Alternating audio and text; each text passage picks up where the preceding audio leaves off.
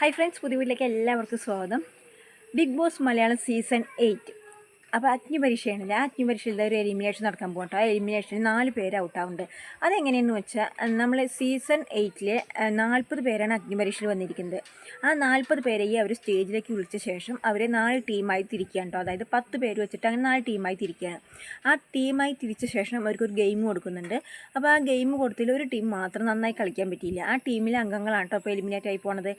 അപ്പോൾ ഒരു ബി എന്ന ടീമാണ് തോന്നുന്നുണ്ട് എലിമിനേറ്റ് ആയി പോണത്. അതിൽ 4 അംഗങ്ങൾ, ബാക്കി 6 അംഗങ്ങൾ അവിടെ ജയിക്കുന്നുണ്ട്.